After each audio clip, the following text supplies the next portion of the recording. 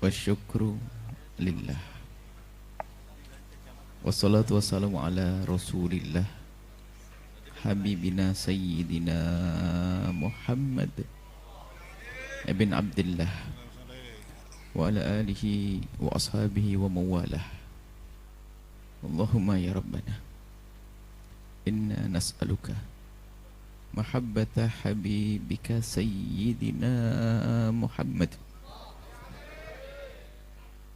وحبب إلينا يا ربنا ما أحبه حبيبك سيدنا محمد وحبب إلينا وحبب إلى أولادنا حبيبك سيدنا محمد وحبب إلى أولادنا يا ربنا ما أحبه حبيبك سيدنا محمد أعنا على اتباع سنته أحينا يا ربنا على اتباع سنته وأمتنا يا ربنا على ملته واخسرنا يوم القيامة مع زمرته وتحت لوائه وارزقنا يا ربنا التوبة قبل الموت والشهادة عند الموت والجنة بعد الموت. أما بعد, yang sangat kami cintai para pecinta baginda Nabi, rindu Rasulullah sallallahu alaihi wasallam, pertama dan utama hadirkan rasa syukur, sadari nikmat yang Allah berikan kepada kita saat ini, yaitu nikmat berbangga untuk dianggap sambung dengan baginda Nabi sallallahu alaihi wasallam. Nikmat senang, bangga di saat disebut kita itu mencintai Rasulullah. Sebab ada orang yang sudah tidak bangga dengan kebaikan, tidak bangga dengan Nabi Muhammad sallallahu alaihi wasallam. Akan tapi biarpun kita masih sebatas mengaku, kok masih kita mau mengaku ini masih lumayan, itu masih adalah nikmat. Hendaknya dari pengakuan itu terus kita tingkatkan. Bukan sekedar mengaku dengan lisan kita, harus benar-benar kita bangga bahwasanya kita ini punya Nabi Muhammad dan kita itu dinisbatkan kepada Nabi Muhammad sebagai umatnya. Dan kita itu pengen punya gelar mencintai Nabi Muhammad dengan sesungguhnya. Pengen itu sudah nikmat. Pengen diaku kita itu mencintai Nabi. Dan termasuk kumpulnya kita ke tempat ini karena ada tuh mahabbah.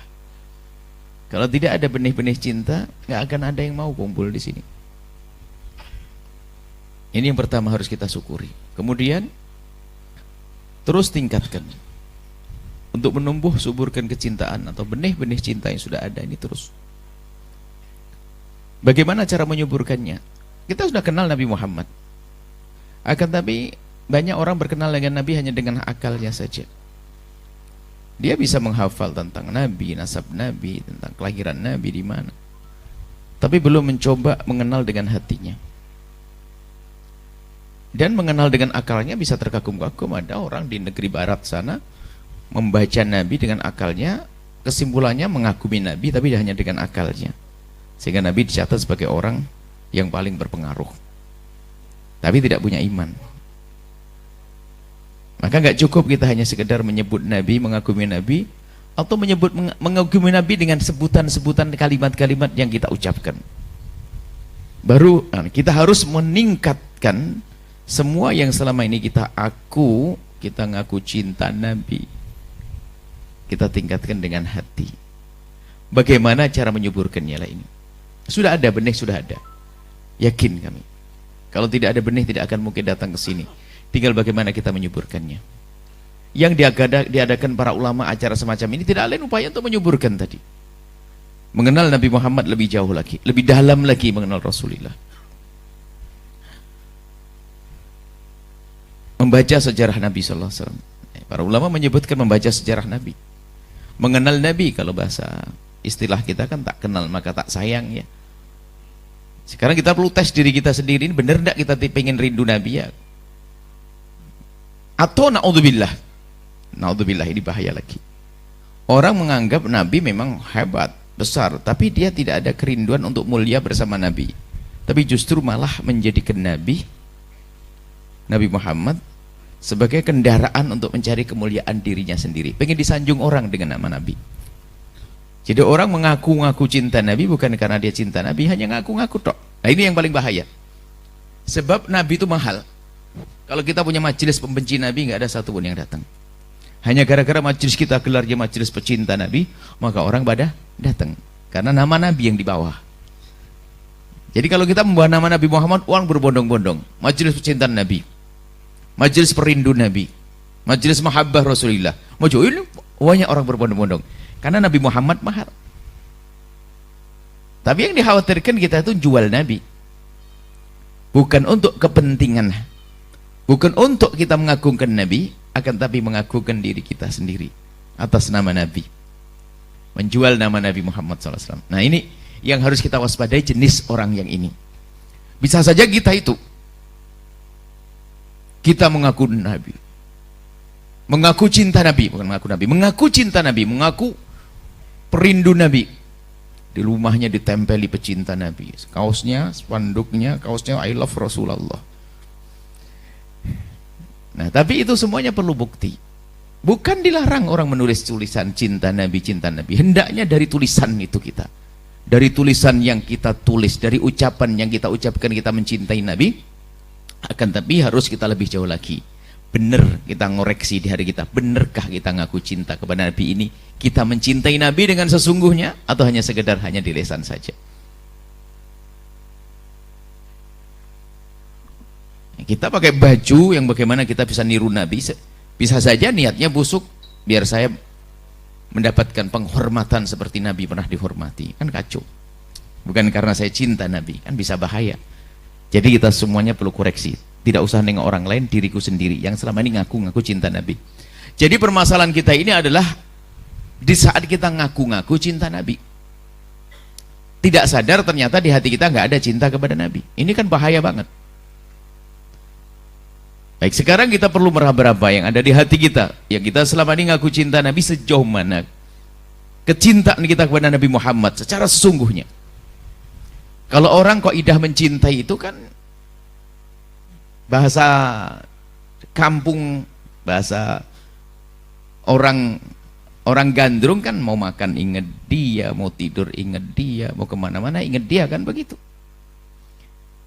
Jadi kita sekarang pengen membiasakan mencintai Nabi dengan cara membiasakan kita untuk mengingat Nabi dalam setiap gerak-gerik kita. Sederhana saja, kita ingin mencintai Nabi dengan cara membiasakan kebiasaan kita sehari-hari. Ini satu saja, kalau Anda bisa menerapkan ini ilmu, waduh luar biasa. Sehari saja apa sih yang selama ini Anda lakukan? Tidak usah buat amalan baru, tidak usah melakukan sholat 100 rakaat, belum sedekah 1 miliar, belum. Akan tapi dari semua aktivitas yang pernah kita lakukan dan pasti kita lakukan, pastikan kalau kita sambung dengan Nabi Muhammad SAW. Coba kita, satu, kita makan, Nabi Muhammad juga makan. Kita minum, Nabi Muhammad minum. Kita tidur, Nabi Muhammad tidur. Nabi Muhammad juga buang air besar, buang air kecil, kita juga buang air besar, buang air kecil. Kita ke toilet. Kita mulai dari situ, membiasakan. Pastikan kalau Anda makan, Anda membaca bismillah, dan pastikan kalau Anda itu dengan tangan kanan Anda, dan minum dengan tangan kanan belum cukup, makan dengan tangan kanan belum cukup. Saya pernah, kalau di Cirebon ada Pelangon, kalau di Cirebon Pelangon itu tempat monyet. Saya nyebar kacang begitu, saya ngelihat ada monyet makan dengan tangan kanan. Kok sama dengan saya? Berarti Anda dengan monyet sama kalau hanya mikir makan dengan tangan kanan. Minum dengan tangan kanan. Saya ngelihat orang kafir juga bisa minum dengan tangan kanan. Lalu apa yang membedakan kita? Gitu loh. Ini loh yang penting. Pastikan di saat kita meminum dengan tangan kanan kita, Kita saat itu meniru baginda Nabi Muhammad SAW, membiasakan kita ngingat Nabi. Berapa kali kira-kira Anda ingat Nabi? Kalau Anda dalam setiap aktivitas Anda pastikan Anda ngingat Rasulullah. Saya akan minum. Belum lagi kalau Anda tingkatkan cara minumnya adalah tidak bernafas di gelasnya dengan tangan kanan.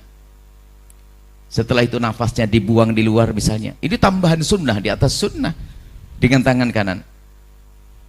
Yang minum dengan tangan kanannya saja belum tentu ingat Nabi. Bagaimana kalau minumnya dengan tangan kiri?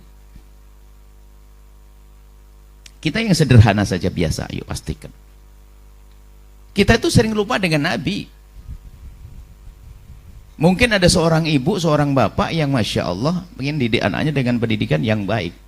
Suatu ketika anaknya makan dengan tangan kanannya, dengan tangan kirinya. Ibu yang baik ya tidak boleh dong membiarkan masa anaknya minum makan dengan tangan kiri, biarkan saja. Bergegas seorang ibu yang baik ingatkan, sayang, kalau minum jangan pakai tangan kiri, pakai tangan yang bagus. Pakai tangan kanan. Itu rata-rata begitu mengingatkannya. Cuman kami pengen jawaban siapa di antara kita yang kalau anaknya lagi makan dengan tangan kiri lalu Anda mengingatkan, bukan kayak tadi, tapi Anda mengingatkannya begini, sayang, kalau makan jangan pakai tangan kiri tapi pakai tangan kanan, sepertinya sering kita lupakan karena memang kita jarang ingat Nabi ya.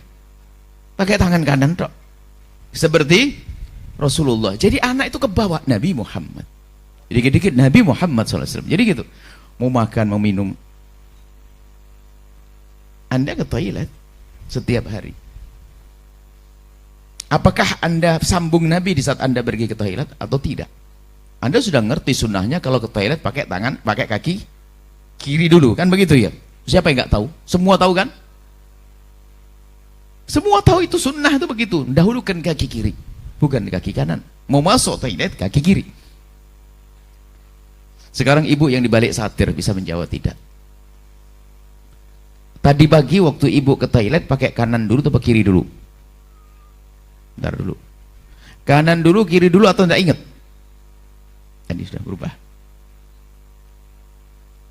Tadi ngomong kiri, yakin. Padahal lah kita sekarang yuk membiasakan kita itu dengan Nabi Muhammad. Dikit-dikit Nabi Muhammad. Jadi jangan hanya sekedar baca bismillah nanti biar setan nggak ikut makan denganmu. Iya betul, Nabi pernah menyebutkan kalau kamu baca bismillah nanti biar semakin berkah makananmu. Itu betul. Cuman lebih dalam dari itu semua bahwasanya kita makan dengan tangan, mengucapkan bismillah karena kita ngikuti Rasulullah sallallahu alaihi wasallam. Menyadari makna ngikuti ini loh yang mahal. Di dalam sholat itu kan menghadap kepada Allah. Nabi yang mengajarkan sallu kama ra'aitumuni usalli. Sholatlah engkau seolah kau melihatku. Artinya rukun-rukun yang kita lakukan itu sebenarnya niru Nabi sallallahu alaihi wasallam. Dan hendaknya kita sadar. Makanya para ulama kita itu mengatakan bahasanya di Al-Quran disebutkan kul in kuntum tuhibbunallah fattabi'uni yuhibbukumullah. Kalau kau cinta pada Allah maka ikuti aku Nabi Muhammad, diikuti. Yuhibbukumullah, maka Allah akan mencintaimu. Di sini yang disebut adalah mengikuti Nabi Muhammad. Mengikuti Nabi Muhammad. Tapi para ulama memahamkan mengikuti itu tidak jaminan ada cinta loh ya. Sehingga roh hanya mengikuti namanya cinta. Lah cinta itu menjadikan kita tuh selalu ingat beliau. Orang mengikuti tidak serta-merta dia mencintai loh ya. Orang mengikuti bisa karena kepentingan gaji seorang bawahan sangat patuh dengan bosnya, tidak serta-merta dia mencintai kok. Ditanya kenapa kok kamu patuh sama bosmu? Kamu mau cinta ya? Enggak dong. Ini kalau tidak patuh saya tidak digaji. Tapi dengan Nabi Muhammad tidak. Kita mengikuti Nabi Muhammad karena ada kesadaran di hati kita. Harus aku mencintai Nabi Muhammad. Lah cinta itu dilatih semacam itu. Membiasakan dengan Nabi, membiasakan Nabi. Termasuk menanamkan kecintaan kepada Nabi ya semacam ini. Menanamkan kecintaan di anak-anak kita. Biasakan anak kita dengan Rasulullah. Kalaupun seandainya kita tidak bisa melakukan sunnah Nabi saat itu, kita minta ampun dong kepada Allah. Dan minta maaf kepada Rasulullah. Mungkin tangan kanan sakit sehingga dia harus minum dengan tangan kirinya. Jangan cuek bebek.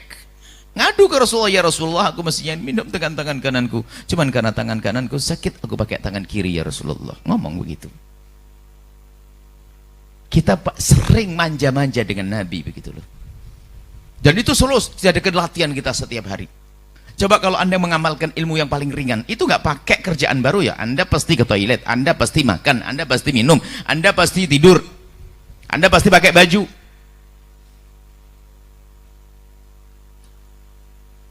Anda pakai sandal.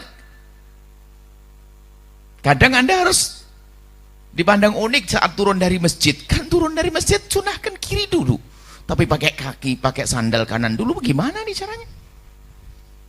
Harus Anda pikir. Sandalnya ngadep ke sana, parkir ngadep keluar. Anda turun dari masjid. Keluar dari masjid disunahkan mendahulukan kaki kiri. Kalau pakai sandal disunahkan kanan dulu. Ini gimana? Nggak usah ragu. Turunkan kaki kiri Anda, injek sandal, tapi jangan pakai dulu. Baru kaki kanan Anda masuk ke sandal kanan. Ini termasuk bentuk membiasakan, sederhana. Tapi ada maknanya yang luar biasa. Maknanya apa? Sambung dan ingat Rasulullah. Terus, jadi hati kita sudah cerdas. Dikit-dikit Nabi Muhammad, dikit-dikit Nabi Muhammad, dikit-dikit Nabi Muhammad. Apa-apa Nabi Muhammad. Sampai nanti cara jalan, cara tidur Nabi. Tidur ini yang paling susah. Oke lah, Anda tidak bisa tidur seperti tidurnya Nabi, karena mungkin ranjangnya sudah terlanjur, bujurnya tidak menghadap ke kiblat dan seterusnya. Tapi Anda ngadu dong, ya Allah, istighfar, minta ampun kepada Allah, aku belum bisa ngikuti kekasihmu saat ini urusan tidur. Ngadu deh pokoknya. Jadi biasakan kita dengan Rasulullah Sallallahu Alaihi Wasallam. Nah kalau sudah biasa begini, nanti akan melebar kepada apa? Kita tidak bisa melakukan sesuatu yang Nabi nggak senang. Karena sudah biasa dengan Nabi, dikit-dikit dengan Rasulullah. Jadi terlihat betul Nabi di matanya. Di hatinya setiap saat Nabi Muhammad. Jadi semakin tajam, terasa di hati itu Nabi Muhammad, dikit-dikit Rasulullah. Kalau mau minum, dia tidak akan langsung minum glek-glek gitu. Dia membayangkan terusnya, Nabi Muhammad minumnya seperti apa. Kita ilmu sederhana dulu. Saya tidak punya ilmu berat-berat. Ilmu yang ringan-ringan saja. Ilmu ini, tapi kalau Anda mengamalkan ini akan ketemu judulnya. Sehingga Maulid Nabi bukan tahunan begini, bukan setiap pagi, siang, malam. Setiap saat Nabi harus kita hidupkan kembali dalam diri kita. Nah ini, jadi apa? Membiasakan dengan Rasulullah Sallallahu Alaihi Wasallam. Kemudian setelah itu, Anda sering berkhayal, khayal yang benar itu pun penting. Kalau orang mencintai Nabi itu rindu untuk mengikuti Nabi. Di samping itu juga hendaknya atau pastinya dia nggak ingin kalau melakukan sesuatu tersebut dibenci oleh Nabi Muhammad. Ini adalah bab baru lagi. Kalau ngaku cinta Nabi, nah sekarang ngaku cinta Nabi, ternyata banyak melakukan dosa. Kepleset dalam dosa iya, tapi tidak dia main terus buat ngentengin dosa. Jadi bukan pendosa itu tidak cinta Nabi. Ada orang melakukan dosa sebenarnya dia cinta Nabi. Tandanya kalau dia cinta Nabi, kapan dia melakukan dosa, dia sadar bahwa dosa itu penghalang antara dia dengan Nabi, maka bergegas dia tobat, menyesal, dan penyesalan dirasakan karena apa? Dia takut nanti dia bisa ketemu dengan Rasulullah. Dia maksiat, dia kepleset sama manusia, dia terlena dalam urusannya, taunya melakukan dosa.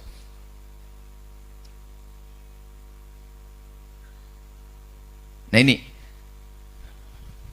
berusaha kita menjauhi dosa-dosa. Dosa gede tentu, dosa kecil. Dosa gede harus dong, dosa gede. Sekarang lihat, diri kita sendiri ternyata memang permasalahannya adalah urusan dengan Nabi. Dengan Nabi Muhammad itu adalah menjadi orang jauh dari maksiat. Keinginan maksiat menjadi hilang. Kalau orang punya kerinduan Nabi. Tapi di saat mulai terlena, itulah datang maksiat. Ada suatu ketika ada seorang laki-laki datang kepada Rasulullah Sallallahu Alaihi Wasallam. Dia punya kebiasaan jelek, nggak main-main kebiasaan jeleknya. Suka melakukan syahwat yang haram, zina. Ngadu ke Rasulullah pengen diobati. Ya Rasulullah, aku biasa zina, pengen berhenti, pengen sembuh, aku ada gampang kepleset zina, syahwat kepleset zina. Nabi menasihati dengan sesuatu yang masuk akal. Nasihati, diajak bicara laki-laki itu, Pak, kamu punya ibu? Punya ya Rasulullah. Kau punya anak perempuan? Punya ya Rasulullah. Kau punya adik perempuan? Punya ya Rasulullah. Kalau seandainya ibumu dizinai seseorang, bagaimana?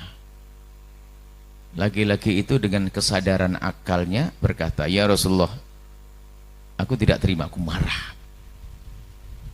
Kalau seandainya anak perempuan kesayanganmu dizinai seseorang, bagaimana? Tidak Rasulullah, aku tidak terima. Lalu Nabi berkata, mengajak bicara dengan akalnya, begitu juga Pak, kalau kamu berzina dengan seseorang, wanita tersebut kalau bukan ibunya seseorang, maka dia adalah anaknya seseorang atau saudarinya seseorang, pasti di sana ada orang yang marah. Dia diam sejenak. Setelah diam sejenak mengatakan, dia diam sejenak sadar, betul ya Rasulullah, kalau aku berzina dengan seorang perempuan, tentu di sana ada yang marah. Cuman tiba-tiba laki-laki berkata, tapi aku susah meninggalkan zina itu Rasul, syahwatku besar sekali. Kasih sayang Nabi didekatkan laki-laki itu, ditarik oleh Rasulullah, didekatkan, kemudian dadanya dipegang oleh Rasulullah. Bertemu pandangannya dengan pandangan baginda Nabi, sejuk pandangan Nabi masuk ke hati laki-laki tersebut. Sentuhan tangan Nabi dirasakan laki-laki tersebut. Dari semula yang syahwat, yang bergolak ingin melakukan kemaksiatan, tiba-tiba di saat itu dia berkata dan mulai reda, gejolak syahwatnya reda. Tiba-tiba dia berkata, ya Rasulullah, mulai saat ini aku tidak akan lagi melakukan ya Rasulullah. Apa bedanya? Yang membedakan adalah di saat Nabi Muhammad sudah masuk di hatinya, susah melakukan maksiat. Kalau Nabi Muhammad hanya di otak saja dihafal karena dia menghafal buku sejarah, belum menjadikan dia jauh dari maksiat. Tapi di saat Nabi Muhammad ada di hati, maka ketahuilah di saat itulah begitu mudahnya seseorang melakukan kemaksiatan. Bukan tidak dosa kita, bukan malaikat kita, bukan nabi kita, ada dosa, akan tapi mudah menjauh dari dosa, mudah memohon ampun kepada Allah karena ada Nabi Muhammad di dalam hatinya. Inilah yang perlu kita hadirkan. Mencintai Nabi itu tandanya adalah susah maksiat. Kalau kita balik, kalau orang mencintai Nabi dengan syariat, susah maksiat. Maksiat sih manusia dia, tapi susah, dan begitu mudahnya dia menyesal. Karena apa? Khawatir nanti tidak bisa ketemu dengan Rasulullah SAW. Sehingga para ulama kita tutup poin, bersihkan hati, kenal Nabi, cintai Nabi, cintai Nabi. Nanti kalau sudah hati itu beres, maksiat itu susah. Kecintaan kepada Nabi Muhammad yang dalam, ingin bersanding dengan Nabi, ingin melihat Nabi di surga nanti, Masya Allah, susah baginya melakukan kemaksiatan. Tidak usah ngoreksi orang lain, kita ngoreksi diri kita sendiri yang selama ini ngaku mencintai Nabi Muhammad. Sejauh mana pengakuan kita terhadap, sejauh mana pengakuan cinta kita kepada Rasulullah? Apa kabar kita dengan maksiat? Apa yang kita lihat selama ini dengan mata kita? Kita perlu jujur. Kita sudah punya waktunya, harus membuat perubahan dong. Jangan sampai maulid Nabi diadakan berkali-kali, berpuluh-puluh kali, beratus-ratus kali, akan tapi tidak berbuat. Karena maulid Nabi hanya sekedar rutinitas, kegiatan, gebiar tahunan, hanya untuk ramai-ramaian majelis, bukan untuk menyuburkan kecintaan di hati. Ya kita perlu koreksi, supaya kita tidak hanya sekedar mengaku-ngaku cinta Nabi. Sekarang bagaimana urusan kita dengan Rasulullah? Bagaimana hati kita dengan kemaksiatan? Ingat, bukan tidak bisa. Kita bukan nabi kita. Memang bukan maksum, akan tapi ada tanda. Kalau ada Nabi Muhammad di hati kita, di saat kita kepleset begitu mudah kembalinya. Nggak bisa sombong dengan kemaksiatan.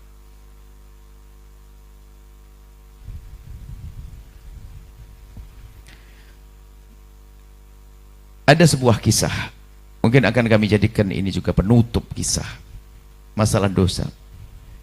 Sebelumnya gini loh ya, segala dosa yang pernah kita lakukan, ingat Allah Maha Pengampun loh ya. Satu. Dan ingat, segala dosa yang kita lakukan penghalang antara kita dengan Rasulullah. Sekali lagi dosa ini belum dihapus, nggak bisa ketemu Rasulullah. Sudah harga mati. Coba. Segala dosa penghalang antara kita dengan Nabi. Dan sebesar apapun dosa kita, Allah Maha Pengampun. Maka mulai saat ini ayo kita berpikir tentang kesalahan kita, dosa kita. Menyesali dosa kita, ingin dosa apapun yang pernah kita lakukan, yuk kita menghadap kepada Allah dengan memohon ampun dan berharap semoga kelak bisa bertemu Rasulullah. Minta ampun, ingat dosanya. Maka perlu merenungi dosa, ini penting banget. Menyesali dosa. Tanda kalau orang mencintai Nabi begitu gampangnya menyesali dosanya. Ingat dosanya. Gampang mencari kesalahannya diri. Kesalahan diri itu mudah dicari. Karena apa? Dia kenal Nabi. Kan yang repot orang tidak pernah merasa bersalah. Itu kan repot. Orang paling bersalah yang bersalah tapi tidak pernah merasa bersalah. Itu kan repot. Kapan tobatnya dia? Maka pandai merenungi kesalahan kita sendiri. Kesalahan dengan siapa? Oh, dengan macam-macam. Bukan dengan Allah saja. Ternyata dengan umat Nabi Muhammad. Nah, ini bab baru lagi bahasanya. Tanda cinta kita kepada Nabi Muhammad, kita susah zalim kepada umat Nabi Muhammad. Bagaimana katanya cinta Nabi Muhammad? Wah, kelihatannya kalau di luar menghadiri maulid Nabi. Di satu saatnya ceramah dia menangis, tapi sampai di rumah bikin nangis istrinya. Model apa dia? Apakah pecinta Nabi itu? Enggak ada pecinta Nabi. Khairukum khairukum li ahli. Khairukum khairukum li ahlihi wa ana khairukum li ahli. Nabi mengatakan sebaik-baik kalian yang bisa baik kepada keluarganya, dan aku orang yang paling baik dengan keluargaku. Laki-laki pecinta Nabi dia akan penuh kesejukan, pandangannya sejuk, penuh kelembutan, ngayomi kepada istrinya, berkasih sayang, ngaku cinta Nabi, kerjaannya bikin nangis istri. Begitu juga yang di rumah. Katanya pecinta Nabi Muhammad, tapi setiap hari bikin kesel suami. Sesaat dengan kata-katanya, sesaat dengan perilakunya, sesaat dengan kecuekannya, sesaat dengan pembangkangannya. Mana pantas orang begitu ngaku cinta Nabi? Iya, dia sebagai manusia punya kesalahan, sesaat salah dengan suami. Karena manusia, seorang wanita ada saat-saat yang berubah-ubah, menjelang haid, sedikit ada perubahan dalam watak-watak mentalnya. Kemudian ada sedikit marah, tapi begitu mudah dia menyesal. Seorang suami pun juga demikian. Mungkin dia sifatnya kasar, akan tapi lihat karena kenal Nabi Muhammad dia akan lembut. Harus. Istrinya tidak dipandang sebagai istri saja, istriku adalah umat Nabi Muhammad. Susah dia mau marah tetangganya. Loh, ini adalah perlu kita kembangkan makna ini. Jadi maulid Nabi itu melahirkan Nabi Muhammad di orang yang ada di kiri kanan kita. Bahwasanya ini ada Nabi Muhammadnya, ini orang. Jadi saya lihat tetanggaku bukan sekedar tetangga, tapi ada Nabi Muhammadnya. Karena apa? Nabi Muhammad pernah berpesan, aku harus peduli dengan tetanggaku. Ini pembahasan luas. Jadi kepandaian kita dalam memandang orang, kalau kita dikit-dikit sadar di situ ada Nabi Muhammadnya, wah ini baru benar kita.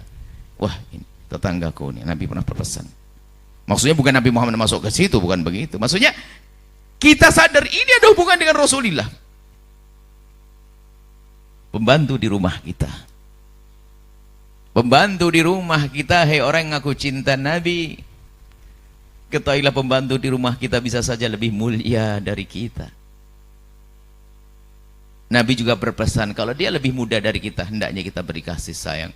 Kalau lebih tua dari kita, biarpun gelarnya pembantu, kita harus hormati dia. Dia laisa minna man lam yuwaqqir kabirona. Enggak termasuk golongan kami. Nabi sudah meniadakan. Tidak pantas punya intisab nyambung ngaku-ngaku dekat Nabi, tapi tidak bisa menghormati yang tua. Biarpun katanya pembantu. Pembantu kan gelar di dunia saja, di akhirat enggak begitu. Dia orang mencari nafkah. Coba kalau orang di hatinya ada Nabi Muhammad, ya wah akhlaknya istimewa. Akhlak yang istimewa, dan kita perlu belajar serius. Kalau bicara kesalahan, ya kita ada kesalahan. Makanya ingat, semua kesalahan Allah Maha Pengampun. Ingat, maka menghadap kepada Allah. Kita mulai malam ini kita bergegas minta ampun kepada Allah. Dosa kepada Allah dan juga dosa kepada sesama manusia. Kita berlatih menyesali dosa-dosa. Pokoknya ingat Nabi deh, kalau aku durhaka kepada ibuku, wah nggak mungkin ketemu Nabi. Mutus tali persaudaraan. Nah ini kerepot, kata yang aku cinta Nabi ngadakan maulid kesana kemari, Masya Allah, tak tanya apa, rebutan waris gak beres-beres. Wah, habis itu rajin umroh. Itulah orang masuk neraka lewat Mekah. Urusan waris yang gak diberesi kayak umroh sana sini. Wah, gak jago hadir maulid Nabi SAW. Maulid model apa yang dicari? Urusi saudaramu, sambung silaturahmi dengan saudaramu, itulah maulid Nabi Muhammad yang sejati. Karena apa? Saudaramu adalah umat Nabi, sadari itu umat Nabi, bukan sekedar saudaramu, ada Nabi Muhammadnya di situ. Ini sederhana saja. Jadi kalau kita pandai memandang orang, wah ini ada pesan Nabi ini, istriku, anakku, pembantuku, jual beli, ingat Nabi, jangan kau berbohong. Jangan berbohong dalam jual beli. Jangan nyakiti orang lain dalam jual beli. Jangan kau membeli sesuatu yang sudah dibeli oleh orang lain. Wah indah. Batalin. Udah beli sini aja, nggak usah. Sinilah sini. Padahal sudah transaksi pada orang lain. Baik. Ingat Allah Maha Pengampun. Maka bergegaslah menuju pengampunan Allah Subhanahu wa taala. Yang kedua yang harus kita pahami, segala dosa penghalang kita dengan Rasulullah. Kalau tidak diampun, kalau kita tidak segera mohon ampun, khawatir betul-betul tidak ketemu dengan Nabi Muhammad. Maka kita harus pandai memohon ampun. Yang ketiga adalah kita menyadari betul ini. Kalau dosa itu penghalang, maka ingat, kalau ingin melakukan dosa, ingat di matamu ada Rasulullah. Membiasakan dengan Nabi. Membuka handphone, serius.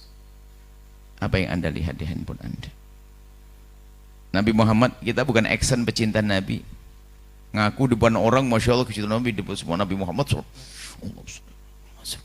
saat sendiri tidak tahu apa yang dibuka di handphonenya, apa yang ditonton. Sampai satu pertanyaan, seandainya Nabi Muhammad ada di sampingmu, berani enggak buka film itu, buka gambar itu, berani enggak kira-kira? Semua akan mengatakan tidak. Lalu kenapa engkau buka? Karena aku tidak merasa Nabi Muhammad bersamaku. Lah ini kan problem.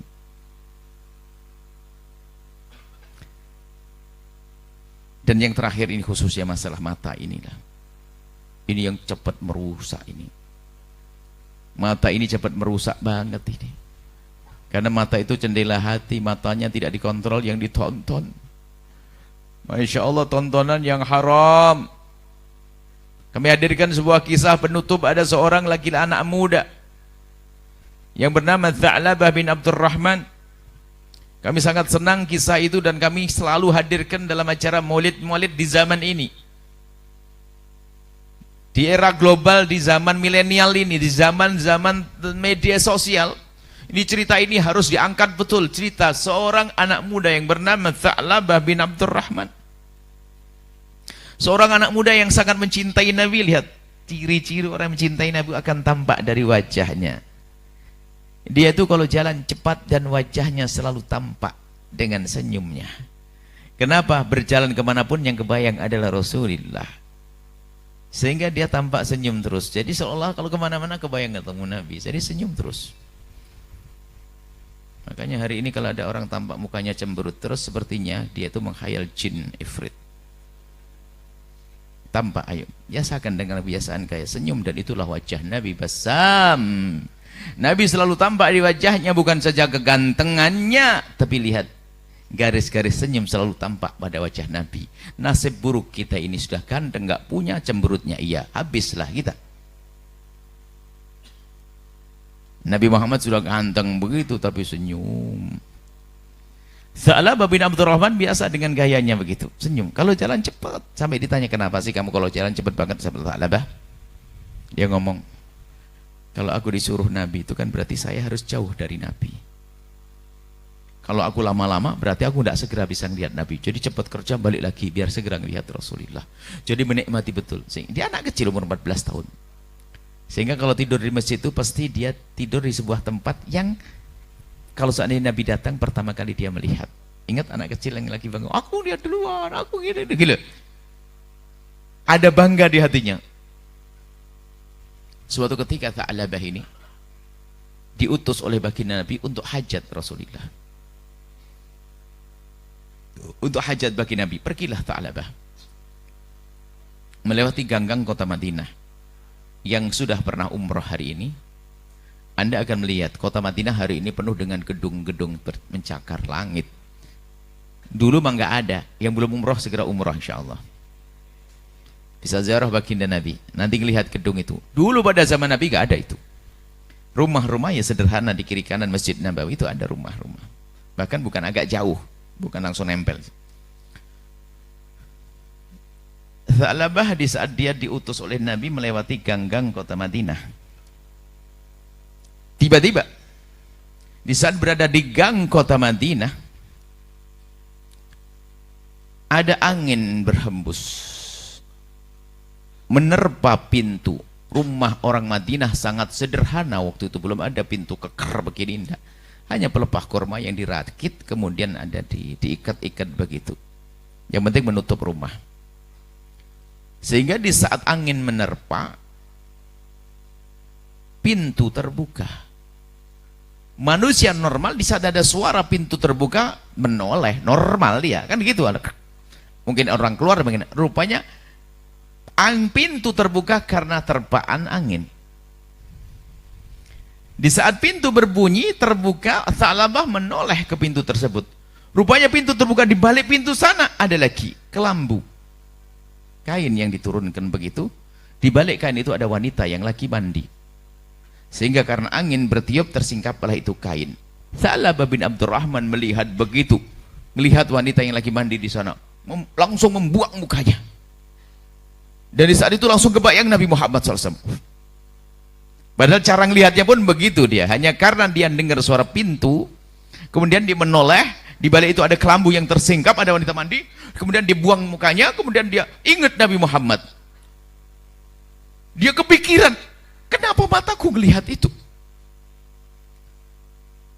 Takut kalau tidak bisa melihat Nabi Muhammad. Nangis dia. Anak kecil nggak ngerti solusinya gimana. Dia khawatir ada wahyu turun kepada Nabi Muhammad mengasih tahu bahwasanya Tha'labah telah melihat sesuatu yang begini. Malu dia, bingung, saking bingungnya nggak ngerti apa yang harus dilakukan. Dia berjalan begitu saja, maka dia terus mengikuti arah langkah kakinya. Nggak tahu mau kemana dia, bingung mau ketemu Nabi, malu dia. Pergilah Tha'labah bin Abdurrahman, baginda Nabi yang menantinya, bertanya kepada sahabat, mana Tha'labah bin Abdurrahman? Dijawab, belum datang ya Rasulullah. Coba cari, dicari di Ubak, di kota Madinah nggak ada. Dicari-cari nggak ada, terus cari, Nabi menanti. Sampai akhirnya Nabi yang memberi petunjuk, pergilah kau ke arah sana. Antara bukit itu loh, antara dua bukit itu Tha'labah dari sana. Tentunya dengan wahyu yang demikian. Akhirnya pergilah Sayyidina Umar bin Khattab ditemani oleh Sayyidina Salman Al-Farisi. Pergi berdua ke tempat tersebut. Jauh perjalanan itu sampai terhitung nanti sampai Tha'labah pulang 40 hari. Pergi ke tempat tersebut, sampai ke tempat yang sudah diisyaratkan Nabi, ditunjuk oleh Nabi. Di tempat tersebut nggak kelihatan anak yang namanya Tha'labah tadi. Dari kejauhan dari atas bukit dilihat ada sesuatu yang bergerak, hitam bergerak, didekati gerombolan kambing yang digembalakan. Menduga, wah pengembalanya jangan-jangan itu Tha'labah. Didekati, bukan. Ada lagi gerombolan kambing bergerak, didekati, dikira Tha'labah, bukan Tha'labah. Sampai habis tinggal yang terakhir, bukan Tha'labah juga. Lalu bertanya, Pak, mohon maaf Pak. Iya, kenapa? Apakah Bapak orang sini? Iya. Pak, di sini enggak, Bapak ngelihat enggak ada anak kecil umur 14 tahun? Ya dijawab, banyak anak kecil itu kampung itu, anak kecil banyak. Oh, bukan, maksud saya ada anak, saya kehilangan anak. Ciri-cirinya gimana? Umurnya 14 tahun. Ciri-cirinya adalah kalau jalan cepat, mukanya senyum dok. Masya Allah. Masya Allah. Masya Allah. Fadal, fadal. Masya Allah, Masya Allah, fadal. Fadal, Masya Allah. Masya Allah, jazakumullah. Alhamdulillah.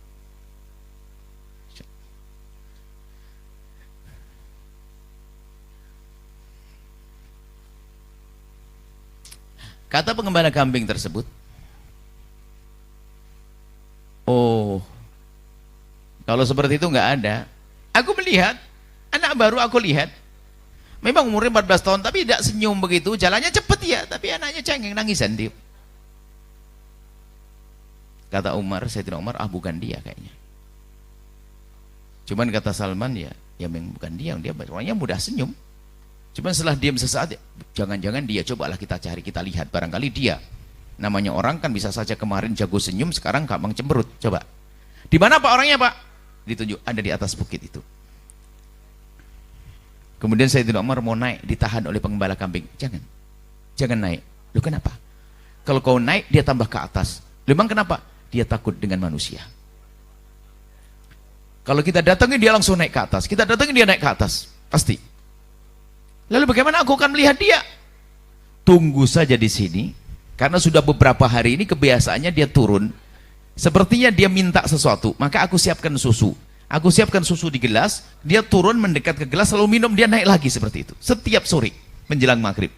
Dan kalau di siang nggak mau, kalau jam menjelang remang-remang baru dia turun. Oh gitu. Iya. Susu disiapkan.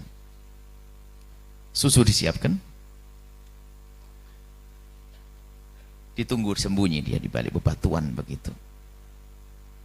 Betul, di alam kemudian ada sosok yang turun. Remang-remang menjelang maghrib. Turun mendekat ke susu. Betul, minum susu. Sayyidina Umar semakin mendekatkan pandangannya. Semakin jelas. Susu selesai ditaruh. Kemudian dia mau naik, Sayyidina Umar baru berkata, "Tha'labah." Kaget dia. Dia noleh, "Siapa kau?" "Aku Umar." "Kenapa kau ke sini? Apakah ada wahyu turun yang mengatakan Tha'labah melakukan begini-begini?" Tidak. "Apakah kau diutus Rasulullah?" "Iya." "Rasulullah tahu kalau aku begini?" Tidak, aku tidak ngerti itu." Lari ke atas, dikejar oleh Sayyidina Umar dan dipegang. Dikejar, pegang, diturunin, pulang. Dinaikkan ke kendaraannya, jangan dianggap mobil. Ada apa? Tidak disebutkan tentang kendaraannya, ada mengatakan unta atau kuda. Dinaikkan, dibawa pulang, dipaksa. Wah, berontak, dia nggak mau. Cuman dia sudah 40 hari tampak lemah dia. Dibawa pulang sudah nggak bisa berkutik dia. Dibawa pulang di perjalanannya tampak mulai sakit dia. Pas sampai kota Madinah sakit dia. Tampak lemes, sakit, tidak bisa ngapain. Lepas pun tidak akan lari. Kemudian kata Sayyidina Umar kepada Salman, "Kita kembalikan saja ke ibunya, baru kita lapor ke Rasulullah." Baik, dikembalikan ke keluarganya. Baru Sayyidina Umar lapor Rasulullah, "Ya Rasulullah, ya Rasulullah, saya Muhammad SAW, sudah ketemu. Mana dia?"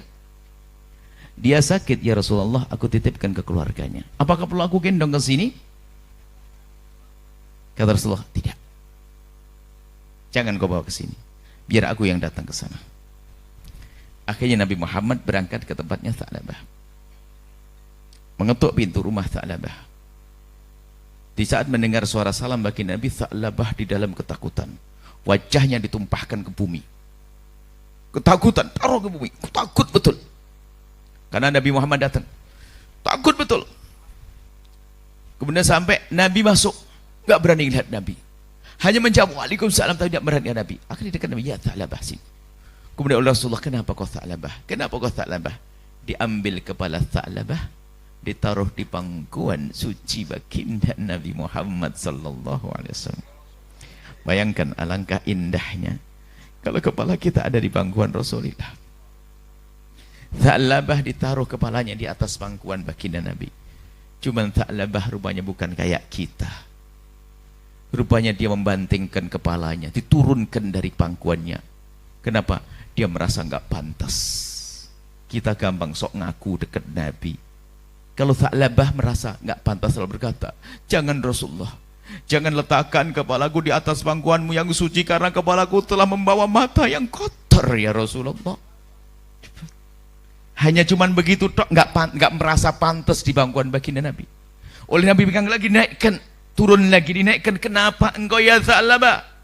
Karena Nabi tidak semuanya tahu ya, Nabi tidak akan tahu kecuali diberitahu oleh Allah. Nabi tidak tahu. Lalu Tha'labah bercerita, "Kenapa kau Tha'labah? Sebutkan, ceritakan padaku." Cerita, "Ya Rasulullah, saat engkau merintahkan aku begini-begini, aku melihat begini ya Rasulullah, aku malu, aku takut." Nabi setelah dengar ceritanya itu, baru Nabi berkata, "Tha'labah, Aku sudah tahu ceritamu, kenapa kau sampai pergi. Sekarang kamu minta apa? Kamu minta apa? Ya Rasulullah, aku minta diampuni oleh Allah. Ya memang dia ngelihatnya nggak sengaja, nggak dosa kan sebetulnya. Cuman orang pangkat tinggi itu bukan dosa saja, merasa dosa. Kita ini ruwet, kita ini dosa gede kayak nggak berdosa kita ini. Dia tuh ngelihatnya nggak sengaja, lap begitu, tapi ngerasa bersalah. Sekarang model kita kadang naudzubillah lihat yang haram sudah ngaku kayak dekat dengan Nabi Muhammad SAW. Belajar dari Tha'labah. Kau minta apa Tha'labah? Tha'labah berkata, ya Rasulullah, aku ingin diampuni oleh Allah. Kau sudah diampuni. Lalu kau minta apa lagi? Aku minta ya Rasulullah, untuk nanti bisa bersama melihatmu di surga.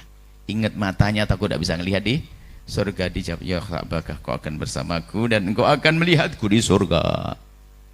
Wah, mendengar jawab itu girang senang Tha'labah bin Abdurrahman.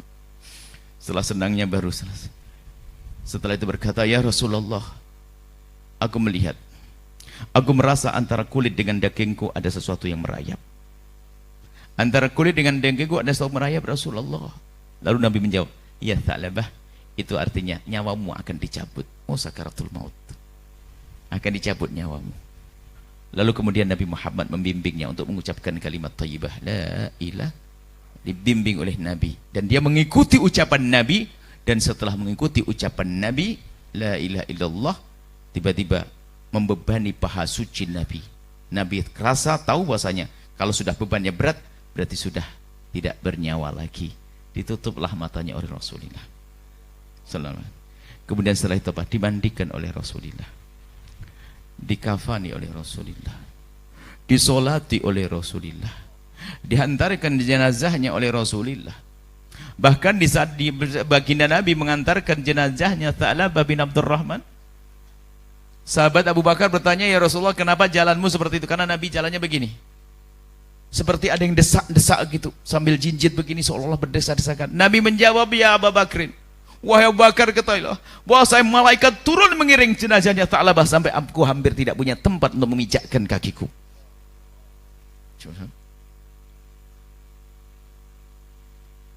Yang perlu kita ambil faedah dari kisah ini, lihat dua hal. Kalau orang punya cinta kepada Nabi, takut ditinggal Rasulullah. Ngelakuin dosa kecil kayak gede, takut ditinggal Nabi Muhammad. Untuk ngoreksi kita ini punya cinta Nabi atau enggak. Jadi kalau orang cinta Nabi susah melakukan kemaksiatan, lihat contohnya Tha'labah. Kemudian buahnya kalau orang benar mencintai Nabi, ketahuilah indah. Kalau benar kita mencintai Nabi dengan sungguh, dengan hati kita, lihat Nabi Muhammad yang mencari. Dan sungguh di padang mahsyar jangan dianggap Anda bisa mengejar Nabi, kita ngejar Nabi, nggak bisa. Biarpun Nabi memang kelihatan, karena pancaran wajah Nabi mengenai mahsyar, tapi tidak semua orang bisa dekat kepada Nabi. Yang bisa hanya yang didekati Nabi baru bisa dekat nanti. Tha'labah bin Abdurrahman karena cintanya kepada Rasulullah, lihat Nabi yang datang, Nabi yang mencari. Untuk dikejar, dicari oleh Sayyidina Abu Bakar, disuruh sampai ketemu, Nabi datang, Nabi mentalkinnya untuk mengucapkan kalimat la ilaha illallah. Sebelum wafat, Nabi memandikannya, Nabi menyolatinya. Dan kalau benar cinta kita kepada Nabi, kita akan merasakan itu semuanya. Kalau ahli tasawuf mengatakan tidak mustahil loh ya kita melihat Nabi waktu dicabut nyawa kita. Didatengin Nabi, maksudnya melihat Nabi, terserah apakah istilahnya datang. Melihat Nabi, karena dalam Al-Quran disebutkan wabsiru bil jannati lati kuntum tu'adun. Ahli iman perindu Nabi itu kalau dicabut nyawanya, diberi kabar gembira, wabsiru bil jannati lati kuntum tu'adun. Berikan kabar gembira kepada nih di saat dicabut nyawa nanti dengan surga. Dan apakah yang paling indah di surga dari makhluk Allah? Baginda Nabi Muhammad SAW akan tampak, Rasulullah SAW. Nggak mustahil itu semuanya. Makanya sekarang yang perlu kita seriusi adalah bagaimana kita dengan Nabi. Urusan mata ini saja deh hari ini, karena yang paling parah hari ini mata. Apakah nggak malu kita ngaku-ngaku cinta Nabi hanya di majelis saja? Setelah pulang dari majelis, kamar dikunci, tidak tahu apa yang dilihat di handphone kita, apa historinya, apa yang kita lihat. YouTube dan sebagainya. Kita perlu serius dengan Nabi Muhammad. Gak usah nengok siapa-siapa. Kamu mungkin gak usah bilang kamu. Aku.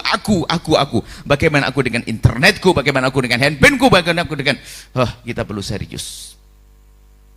Kalau ternyata kita masih sering itu, melihat yang tidak pantas, hari ini waktunya kita berubah. Film-film kotor dan sebagainya, tidak pantas. Alasannya untuk suami istri nggak ada itu semuanya, rusak mental.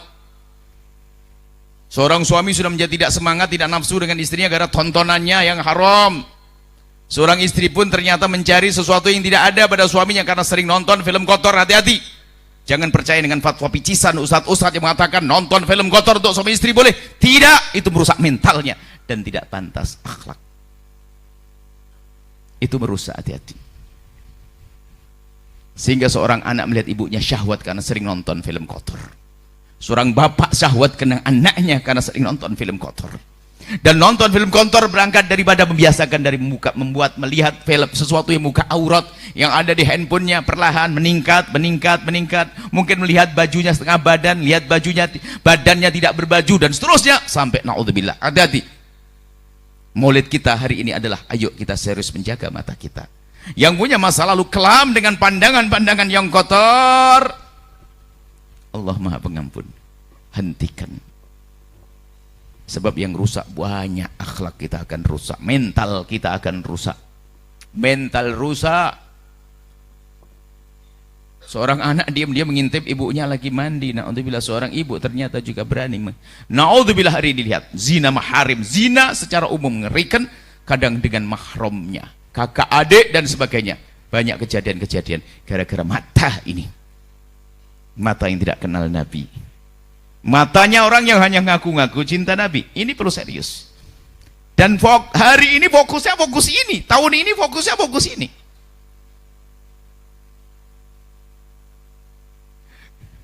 Yang umurnya hampir setengah abad, masa mudanya masih aman. Anda masih ingat yang umurnya 40-45 tahun, apa yang ada di rumah di kampung kita tentang media? Televisi yang hanya ada TVRI, yang punya hanya Pak Lurah. Ayo masih ingat, yang umurnya kurang lebih. Acaranya mah aman-aman saja. Anda masih ingat Kolom Pencapir, Ria Jenaka. Yang paling serem paling album minggu, kan begitu. Malam Ahadnya film akhir pekan, itu pun saya yang baca karena tidak punya televisi di kampung kita. Yang punya Pak Lurah. Televisi berwarnanya, kacanya kaca pelangi begitu, biar warna hitam putih. Pakai listrik, kadang-kadang tinggal separuh. Anda masih ingat tidak? Dalam keadaan aman begitu, hasilnya model kayak kita. Lalu bagaimana hari ini kalau kita tidak waspada dengan anak-anak kita?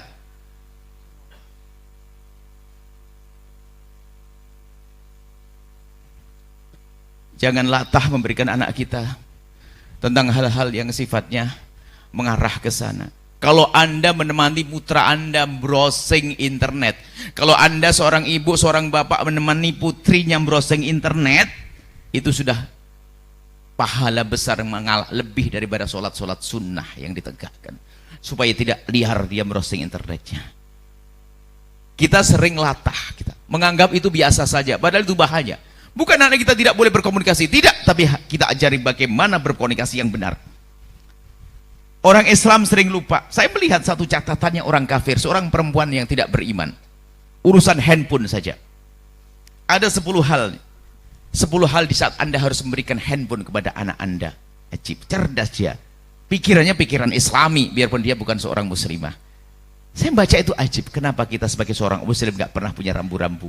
Apa itu 10 catatan? Di antaranya apa? Katakan pada anakmu, handphone ini bukan miliknya dia, tapi miliknya mama. Satu. Yang kedua, handphone tidak boleh pakai PIN. Yang ketiga, hanya untuk waktu pergi saja. Di rumah harus tempat ini, mama bisa ngambil sewaktu-waktu. Yang keempat, harus gini. Yang kelima, tidak boleh menghapus histori apapun. Terus dibaca itu semuanya.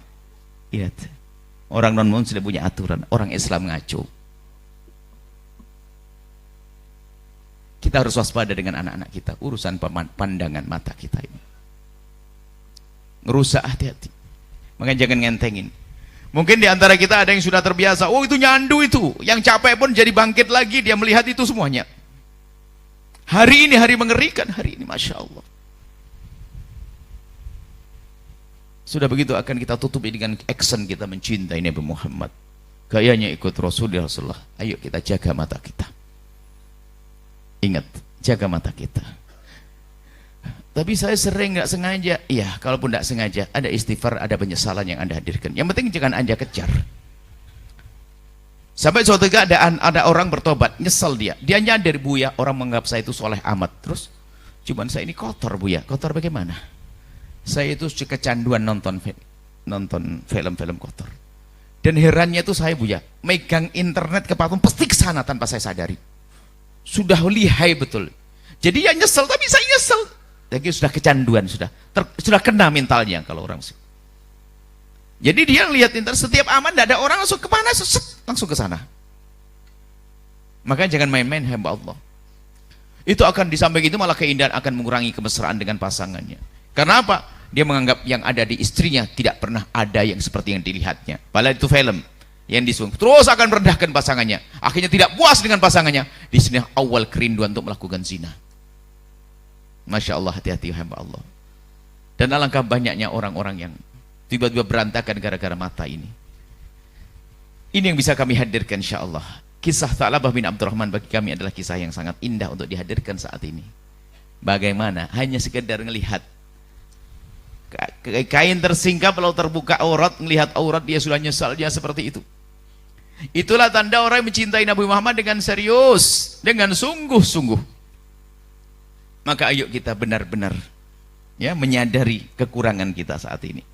Sejelek apapun kita, ingat kita urusan dengan Allah yang Maha Pengampun ya. Yang nggak boleh Anda putus asa. Apalagi tidak mau berusaha. Pastikan jihad, aku tidak boleh melihat itu. Jihad, bismillah.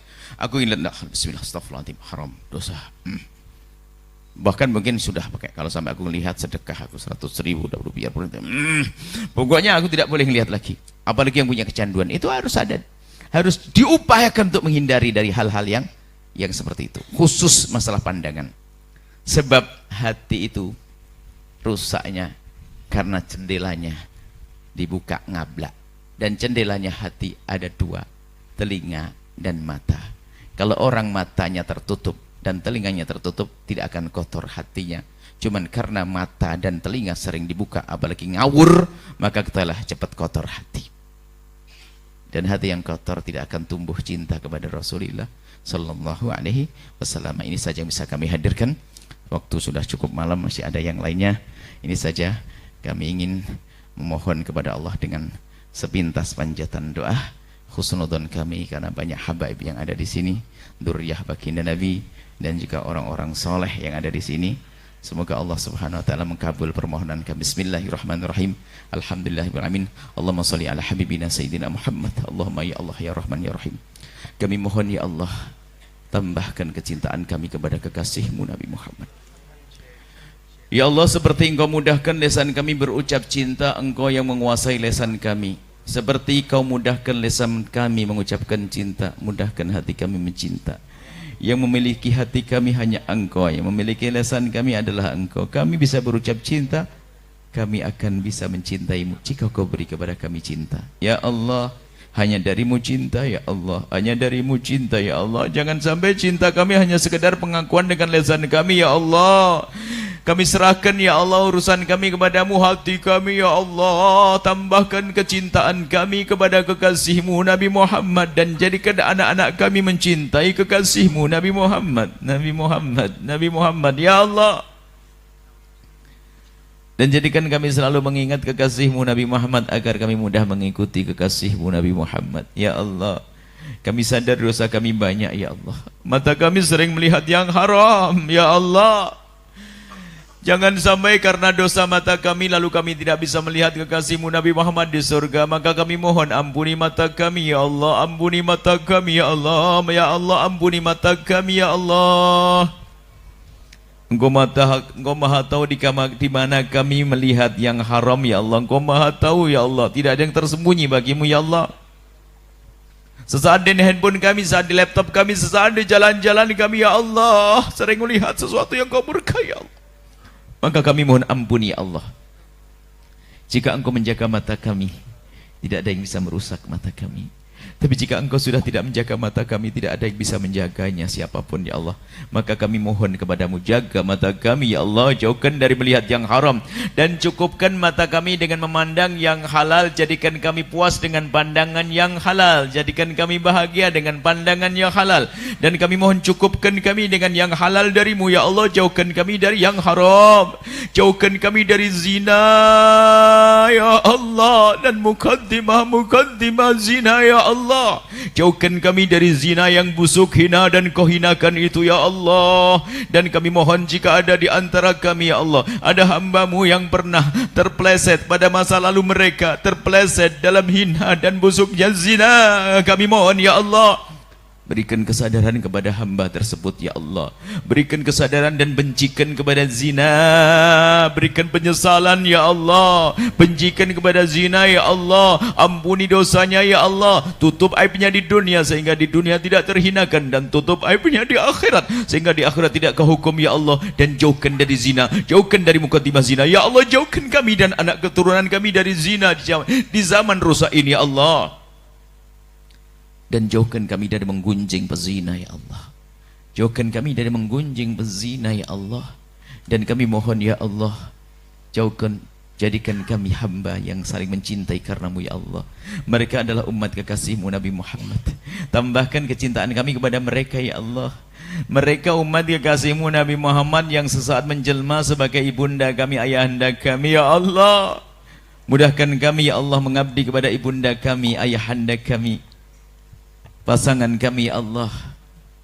Pasangan kami ya Allah, jauhkan kami dari berbuat dolim kepada pasangan kami yang dia adalah umat kekasihmu Nabi Muhammad. Jauhkan kami dari kedoliman, percekcokan di rumah tangga kami. Ganti dengan kasih sayang dan cinta dalam rumah tangga kami, wahai Zat yang Maha Kasih ya Allah. Wujudkan keindahan dalam rumah tangga kami, suami istri yang saling mencintai karenamu. Jauhkan kami dari percekcokan dan perselisihan. Dan kami mohon ya Allah, jika ada di antara yang hadir ya Allah, yang sering berselisih, bercekcok dalam rumah tangga mereka, kami mohon di majelis mulia ini, lembutkan hati mereka sehingga yang ada hanya keindahan, keharmonisan dan cinta ya Allah.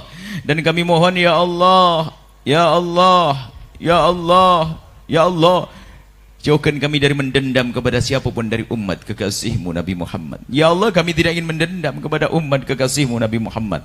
Maka kami mohon ya Allah, jika ada orang berbuat zalim kepada kami, menyakiti kami, aniaya kepada kami, memfitnah kami, menggunjing kami, kami mohon ampuni dia, jangan hukum dia ya Allah, karena dia umat kekasihmu Nabi Muhammad. Kami tidak ingin mendendam kepada umat kekasihmu Nabi Muhammad ya Allah. Ampuni dia, berikan kesadaran ya Allah. Yang sempit rezeki ini, dari semua yang hadir dan menyaksikan acara ini, yang sempit rizkinya, lapangkan rizki mereka dengan rizki yang halal penuh berkah ya Allah, berkat kekasihmu Nabi Muhammad. Yang sakit sembuhkan ya Allah, berkat kekasihmu Nabi Muhammad. Yang punya hutang mudahkanlah kami dalam bayar hutang kami, berkat kekasihmu Nabi Muhammad. Yang belum menikah dan punya hajat untuk menikah, mudahkanlah mereka untuk mendapatkan pasangan orang-orang mulia yang kau muliakan, yang menjadi sebab mereka mulia di dunia dan di akhirat, berkat kekasihmu Nabi Muhammad. Dan kami mohon ya Allah, jaga negeri ini ya Allah. Kirimkan kepada kami ya Allah pemimpin-pemimpin yang kau ridho ya Allah. Dan kami mohon berikan kepada pemimpin-pemimpin kami bimbinganmu, kepada kami semua bimbinganmu ya Allah. Dan kami mohon jadikan kami juru damai di negeri ini ya Allah. Jauhkan ya Allah kami dari menfitnah dan difitnah ya Allah. Dan kami mohon ya Allah, siapapun ya Allah pendosa-pendosa yang ada di tempat ini, kami mohon ampuni ya Allah. Kami banyak dosa ya Allah, ampuni. Jangan kami mohon jangan cabut nyawa kami sebelum kau ampuni dosa kami ya Allah. Ya Allah, ya Allah, ya Allah, panjangkan umur kami dalam ketaatan serta sehat walafiat. Dan kami mohon ya Allah, ampuni orang tua kami dan guru-guru kami, berikan kasih sayang-Mu kepada mereka ya Allah. Berikan kepada kami semua husnul khotimah. Dan kami mohon ya Allah, seperti Kau mudahkan kami berkumpul saat ini, mudahkan kami kelak untuk bisa berkumpul bertemu di surga bersama kekasih-Mu Nabi Muhammad ya Allah, bersama anak-anak kami ya Allah, bersama orang tua kami, bersama murid kami dan bersama guru kami ya Allah. Berikan kepada kami semua husnul khotimah, mati dalam keadaan iman. Dan kami mohon ya Allah, jadikanlah ucapan kami di akhir hayat kami kelak saat Kau hendak mencabut nyawa kami. Kami ingin saat itu ya Allah, hati dan lidah kami mampu mengucapkan kalimat agung dan mulia, la ilaha illallah Muhammadur Rasulullah, la ilaha illallah Muhammadur Rasulullah, la ilaha illallah Muhammadur Rasulullah sallallahu sallallahu alaihi wasallam. Rabbana atina fid dunya hasanah wa fil akhirati hasanah wa qina adzabannar. Wa sallallahu ala sayyidina Muhammadin wa ala alihi washabihi wasallam. Walhamdulillahi rabbil alamin. Al-Fatihah.